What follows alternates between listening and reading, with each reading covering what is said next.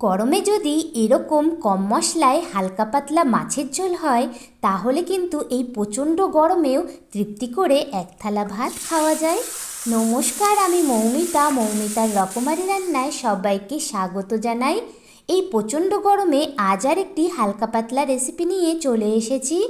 আজ বানাবো খুব কম মশলায় আলু দিয়ে ভেটকি মাছের হালকা পাতলা ঝোল। এই প্রচণ্ড গরমে এরকম একটা হালকা পাতলা রেসিপি হলে খাওয়াটা কিন্তু জাস্ট জমে যায়। চলুন তাহলে রেসিপিটি শুরু করি। তার জন্য এখানে নিয়েছি ভেটকি মাছ। এখানে আমি 4 পিস ভেটকি মাছ ভালো করে ধুয়ে নিয়েছি। এবার এর মধ্যে দিয়ে দিচ্ছি পরিমাণ মতো নুন, আর দিয়ে দিচ্ছি সামান্য পরিমাণে হলুদ গুঁড়ো। নুন আর হলুদ গুঁড়োটা দিয়ে খুব ভালো করে মাছের সাথে মাখিয়ে নেব। ভেটকি মাছ ছাড়া জ্যান্ত রুই বা কাতলা মাছ দিয়েও এই রেসিপিটি আপনারা করতে পারেন, সেটাও কিন্তু খেতে দারুণ লাগে। ভেটকি মাছগুলোই আমি নুন হলুদ ভালো করে মাখিয়ে নিয়েছি। এবার আমি গ্যাস অন করে একটা কড়াইতে সর্ষের তেল গরম হতে বসিয়ে দিয়েছি। তেলটা গরম হয়ে গেছে। এবার সেই নুন হলুদ মাখানো ভেটকি মাছগুলো তেলের মধ্যে ছেড়ে দিচ্ছি। আমি সর্ষের তেল দিয়ে আজকের এই রান্নাটা করছি, আপনারা সাদা তেল দিয়েও করতে পারেন। আর খুব কম পরিমাণে তেলের ব্যবহার করেছি। মাছগুলো দিয়ে আমি ভেজে নিচ্ছি। দুপিট আমি খুব ভালো করে ভেজে নেব। রান্নার জন্য এখানে আমি ভেটকি মাছগুলো খুব হালকা করেও ভাজবো না, আবার খুব কড়া করেও ভাজবো না।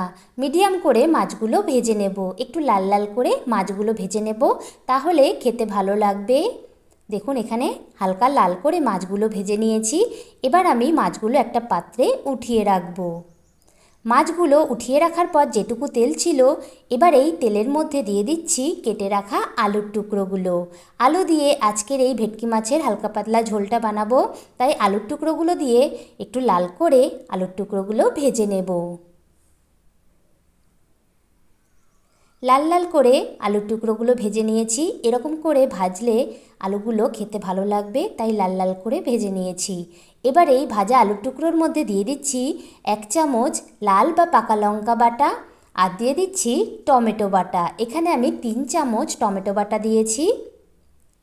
এবার দিয়ে দিচ্ছি 1 চামচ আদা বাটা, দিয়ে দিচ্ছি সামান্য পরিমাণে হলুদ গুঁড়ো, আর দিয়ে দিচ্ছি স্বাদ মতো নুন।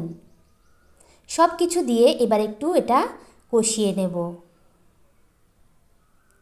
সব কিছু খুব ভালো করে কষিয়ে নিয়েছি, আর বেশি কষাবো না। দেখুন হালকা তেল ছেড়ে দিয়েছে, খুব বেশি তেল দেয়নি, হালকা তেল দিয়েছি। এবার দিয়ে দিচ্ছি জল। এখানে আমি উষ্ণ গরম জল দিয়েছি।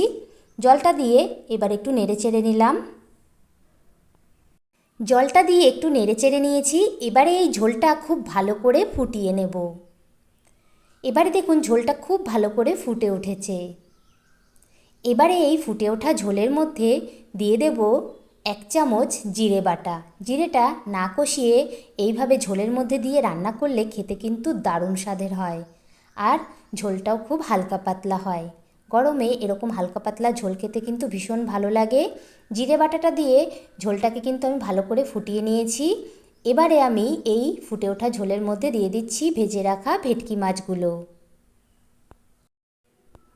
গরমে কিন্তু আমাদের খাবারের প্রতি চাহিদা অনেকটাই কমে যায়, আর মশলাযুক্ত খাবার কিন্তু খেতে একদমই ভালো লাগে না। তখন যদি এরকম হালকা পাতলা মাছের ঝোল হয় তাহলে তৃপ্তি সহকারে এক থালা ভাত খাওয়া যায়। ঝোলের মধ্যে মাছগুলো দিয়ে একটু নেড়েচেড়ে নিয়েছি। এবারে ঢাকনা দিয়ে ঢেকে কিছুক্ষণ এটা ভালো করে রান্না করে নেব। কিছুক্ষণ পর এবার আমি ঢাকনাটা তুলে নেব। এখানে আলুগুলো খুব ভালোভাবে সেদ্ধ হয়ে গেছে, আর গ্রেভি খুব বেশি ঘন করব না, কারণ এটা হালকা পাতলা ঝোল হবে। এবার এটা একটা পাত্রে নামিয়ে নেব। তরকারিটা একটা পাত্রে ঢেলে নিয়েছি। দেখুন একটু ঝোলটা বেশি রেখেছি, একটু ঝোল ঝোল হলে এটা খেতে বেশি ভালো লাগবে। এবারে আমি হালকা পাতলা মাছের ঝোলের জন্য একটা ভাজা মশলা তৈরি করে নেব। তার জন্য গ্যাস অন করে একটা কড়াই বসিয়ে কড়াইতে দিয়ে দিলাম গোটা গরম মশলা। এবার দিয়ে দিলাম 7-8টার মতো গোলমরিচ। এবারে দিয়ে দিচ্ছি 1/2 চামচ গোটা ধনে, আর দিয়ে দেব 1/2 চামচ গোটা জিরে। মশলাগুলো দিয়ে হালকা করে একটু রোস্ট করে নেব। হালকা করে একটু রোস্ট করে তারপর শিলে বেটে একটা ভাজা মশলা তৈরি করে নেব। এই ভাজা মশলাটা দেওয়ার ফলে যে কোনো হালকা পাতলা মাছের ঝোলের টেস্টটা কিন্তু বেড়ে যায়। মশলাটা আমার তৈরি হয়ে গেছে। এবার আমি কড়াইতে সামান্য পরিমাণে সর্ষের তেল দিয়েছি।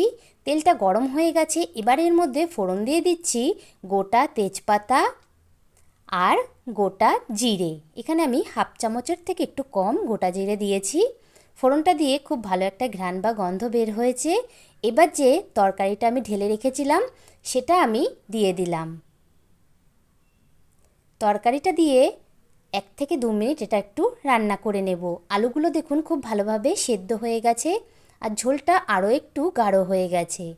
আর বেশি গাঢ় করব না, কারণ এটা হালকা পাতলা ঝোল হবে। একটু ঝোল ঝোল হলেই খেতে বেশি ভালো লাগবে। এবারে আমি যেই ভাজা মশলাটা তৈরি করে রেখেছিলাম সেটা এই রান্নার মধ্যে দিয়ে দেব। ভাজা মশলাটা দিয়ে ভালো করে মিশিয়ে নেব। ভাজা মশলাটা দিয়ে ভালো করে মিশিয়ে নিলেই আমার তৈরি হয়ে গেল আলু দিয়ে ভেটকি মাছের হালকা পাতলা ঝোল। এটি শুধু ভেটকি মাছ দিয়ে না, যে কোনো জ্যান্ত রুই বা কাতলা মাছ দিয়েও কিন্তু খেতে দারুণ লাগে। এবার আমি গ্যাসের আঁচ বন্ধ করে একটা পাত্রে তরকারিটা উঠিয়ে নিলাম। দেখুন কতটা সুন্দর দেখতে হয়েছে। শুধু দেখতে সুন্দর তা কিন্তু না, খেতে হয়েছে অপূর্ব স্বাদের। এই প্রচণ্ড গরমে আলু দিয়ে মাছের যদি এরকম হালকা পাতলা একটা ঝোল রান্না হয় তাহলে কিন্তু দুপুরের খাওয়াটা দারুণ হয়। আপনারাও বাড়িতে এইভাবে রান্না করে দেখুন, দারুণ লাগবে। আজকের এই হালকা পাতলা মাছের ঝোলের রেসিপিটি আপনাদের কেমন লাগলো কমেন্ট করে জানাবেন। আর ভিডিওটি ভালো লাগলে একটা লাইক করে দেবেন আর আমার চ্যানেলটি প্লিজ সাবস্ক্রাইব করে দেবেন। সবাই ভালো থাকবেন, ধন্যবাদ।